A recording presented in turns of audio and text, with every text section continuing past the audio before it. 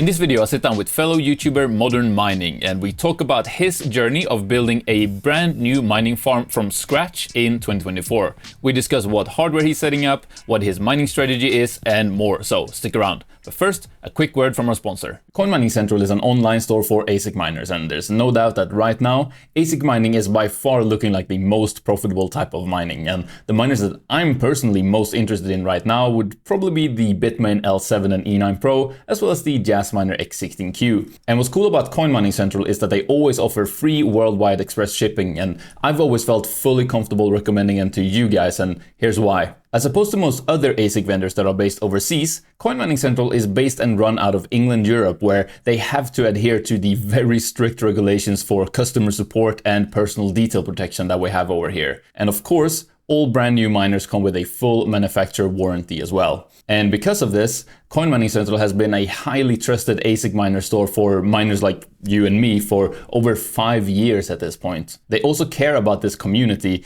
being very active and reachable on social media, and they've also provided loads of exclusive discount codes for you guys that you can use together with the link in the video description to save big on any miner that you want to get. And speaking of prices, I don't know if you've noticed, but ASIC prices have been dropping dramatically these past few months, so right now could be a very good time to stock up on some cheap hardware before the crypto market recovers, especially considering you get the already competitive pricing that Coin Mining Central has, plus the free worldwide shipping, plus the exclusive discount codes that I mentioned. So go check that out today. I'll have all of those discount codes and the exclusive link for you down in the video description. All right, I am here with fellow YouTuber and miner 𝗏𝗏𝗏𝗏. Please, everyone, go check his channel out. I'll obviously have it linked down in the video description.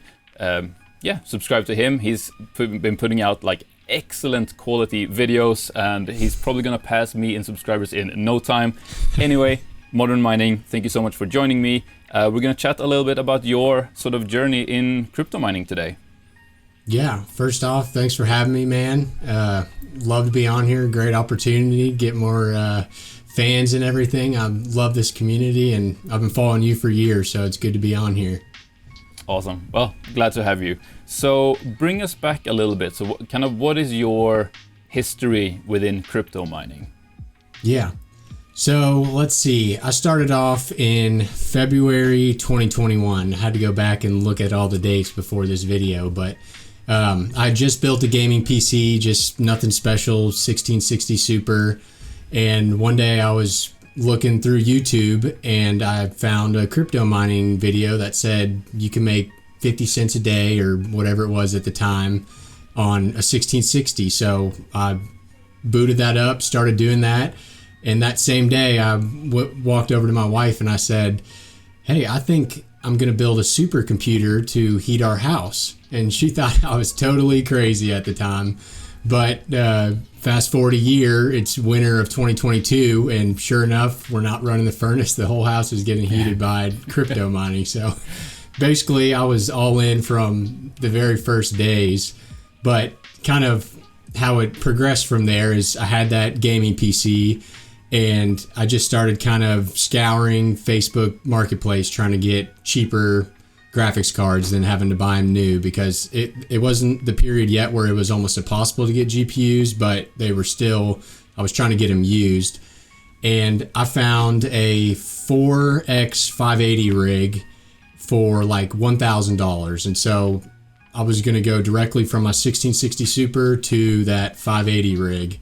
And I purchased it, and I spent that first night like 6 hours trying to get it to mine on Windows. I didn't know about HiveOS yet, and I eventually just had to give up. Next morning, I figured out about HiveOS and got it all set up, and I was hooked from that point.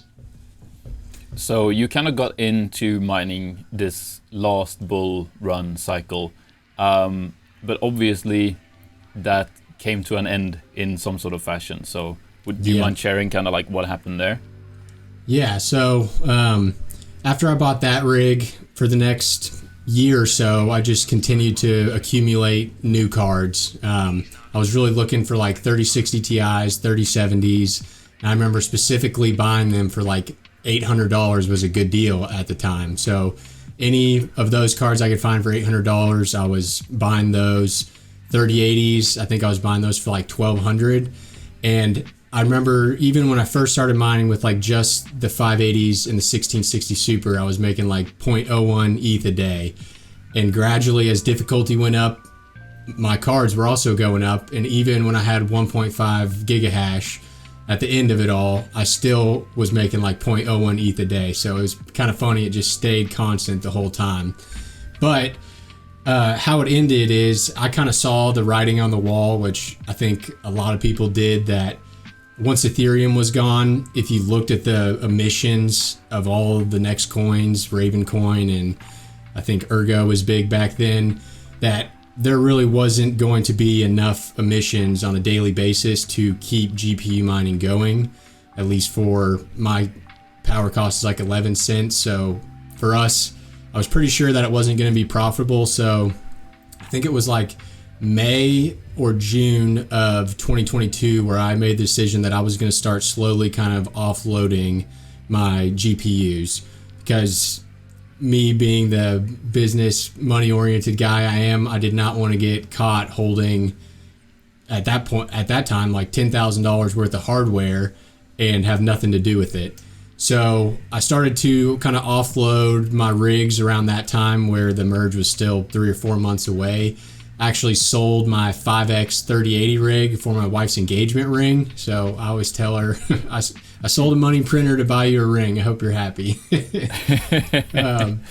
But eventually I sold just about everything. My last rig, I just parted out the GPUs and I kept the frame and that original motherboard that I had gotten from that 580 rig I bought and the power supplies and everything. So I kept all that, threw a tarp over it, put it in the garage in hopes that one day, if I wanted to get back into mining, all I would have to do is get the GPUs and I would be going as soon as possible. All right, so you did hang on to some of your hardware from the last cycle then. But you've obviously also, in a big way, started over this time around. Just from definitely. like following your YouTube channel and seeing what you've been up to. So would you like to share with us kind of what your sort of hardware setup is looking like this time around, and I guess if what your strategy is going into this bull market that we're basically in now, I guess, with Bitcoin touching its Who knows, is it started or already. not? Yeah, exactly. So throughout the bear market, I would check what to mine every 2 months or so. I mean, I kind of just stepped away from crypto as a whole, which I think a lot of people do. But every few months or so, I would check and see if it was profitable again, because I still had a 3080 in my workstation. So if I could turn that on, I was going to. But it really never was profitable until recently. I think December of 2023, I looked and saw, oh, it's slightly profitable again. So I waited about a week to make sure that it wasn't just fluke and that profits weren't going to dive right back down to being unprofitable for my power cost. But it looked like everything was good. So I've got that frame and motherboard out of storage, and I started scouring the internet for cheap 3060 Ti's and 3070. So I think I got maybe 4 locally from Facebook, and then I got a bunch from eBay as well. Probably average price around $265. And considering I had sold those cards 2 years earlier for like $700, I thought that was an awesome deal. And the way I kind of look at it now, I feel like we're still early in this bull market, is that we can probably make almost as much money on hardware as we can on mining itself. Like if crypto mining gets as big as it was back in the Ethereum days, those GPUs, even the older ones, are going to skyrocket back up in price. So I kind of looked at it as profits aren't great right now, but there's definitely a lot of room for hardware prices to also go up in the next few months. So mainly the cards I've been looking at is, if you can't tell already, I'm a big fan of the 3060 Ti's and the 3070s. I think just in terms of budget, hash rate, efficiency. They're just like the perfect mix of all of those, and you can get them relatively cheap. So I'm really focusing on those, but I'll always, if I see like a cheap 3060 or something locally, like very cheap, then I'll go ahead and pick that up too. Might as well get it mining. But that's mainly what I'm focused on. I'd like to kind of get into the ASIC game, but when I was getting back into this, I mean, I didn't even know what 𝗧-𝗏 was, because that just wasn't around when I was mining back then. And so if I could do it again, I probably wouldn't spend $5,000 on 3 full rigs of 3060 Ti's and 3070s. I would maybe branch out into some of those like KS0 Pros and stuff like that. But at this point, I'm kind of sticking with what I've got unless I find crazy deals, and kind of going to see where the market goes in the next coming months. Yeah, I mean, you touch on an important point, which is a big lesson I've talked about that I learned from this like last crypto cycle, which was I was all in on GPU mining during the Ethereum days, and once the merge happened, GPU mining just wasn't profitable anymore, especially not at my like 13-14 cents per kilowatt hour power price. And I just had to completely change up everything about my mining strategy and my mining farm. But I of course then took that opportunity to sell a lot of my GPUs, both because during those days, like I built my GPU mining farm up during those days where coming by GPUs was really tough. So my whole farm was just a massive mismatch of every kind of possible card I could get my hands on, right? So I took the opportunity of like, well, I can sell these now and get still a decent amount of money for them. And even more importantly, I can then funnel that money into finding even better deals on the GPUs I actually want. So I did that to slowly build up a GPU mining farm, and I'm still working on it. But that is like actually sort of like thought through in a way, where I'm getting the cards that are actually good and that I actually want. And because of my OCD or whatever, I love having the exact same make and model. So I'm like I have my Octominer that's all 1660 XT's Sapphire Pulses, and I'm working on my like 12 card EVGA XE3 3070s. It's just nice. I love the way that just looks. Bought one of those like last week. Oh, dude, they like favorite card of all time for me. And I know awesome. Red Panda Mining just bought like 128 of those, and I'm like, yeah, well, good for you. I thought that was my thing, but no, I guess not. Yeah. But yeah, what I did was I also started funneling some of the money from selling my GPUs into also getting a bit into like ASIC mining. I do have one sort of full size Bitmain. I have the L7, and I also funneled or currently I'm researching to really funnel it into some CPU mining as well. And I've actually got a lot of like CPU mining testing that I'm doing that will be coming out on the channel at some point whenever I'm done with all that. Like, yeah, just testing different CPUs and RAM configurations and kind of trying to find the sweet spot of like efficiency to density to like value for money on those. Yeah, it's interesting because with a GPU you kind of like, you have the core and then you have whatever VRAM is on the GPU, right? But with CPU mining, it's like, especially for coins like that use the random X algorithm, you can load it up with like super fast RAM and get better hash rate. But then it's like with super fast RAM is expensive. So is that really worth it for like the extra few hash you're getting, or do we sacrifice a bit of hash to really ROI a lot quicker? So yeah, there's definitely way more variables in the CPU mining game than there is in the GPU mining game. Yeah, definitely. So I bought all those GPUs, and then I realized, hey, CPU mining is almost as profitable, if not more profitable, than GPU mining right now. So I have been trying to diversify as much as I can with the GPUs I do have. So I recently made a video that I've switched all my cards to dual mining Zilliqa to squeeze out a little bit extra profitability on the cards I do have.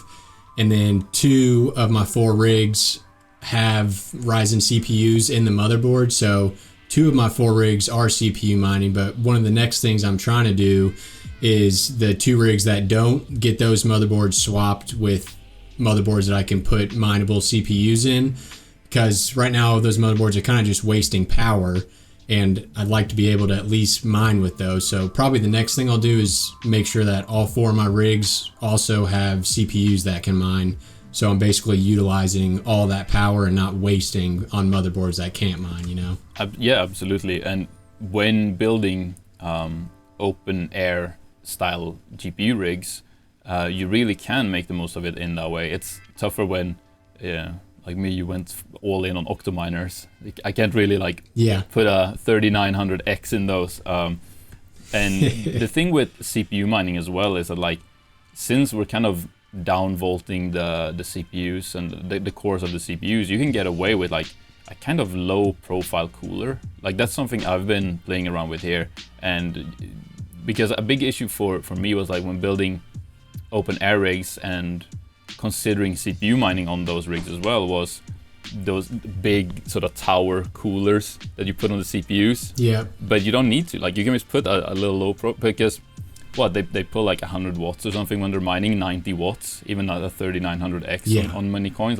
You definitely do not need a big bulky cooler for that.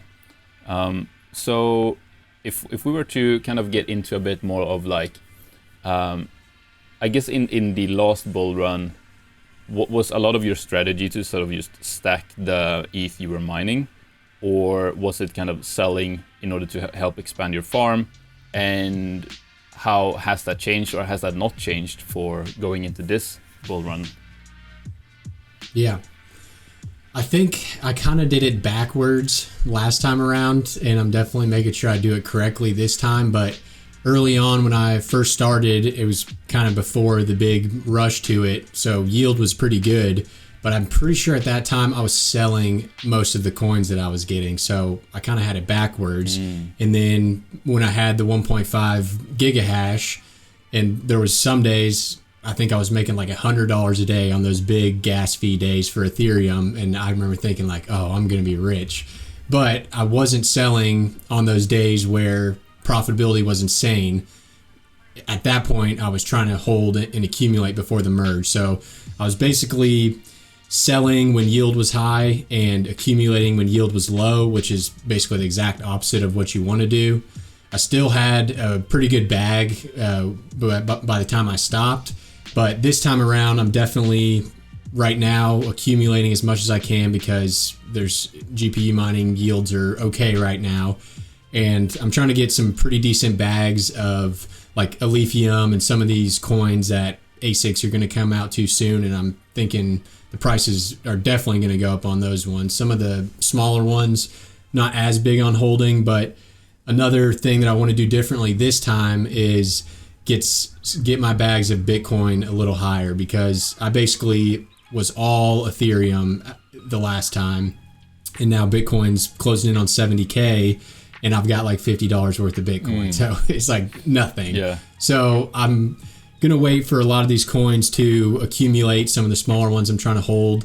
And then my plan is to, and obviously it's nearly impossible to time the market like I'm planning to do, but swap some of those into Bitcoin when I think they've had some good price appreciation, and kind of build my Bitcoin bags up a little bit this time around. Yeah. Yeah, absolutely.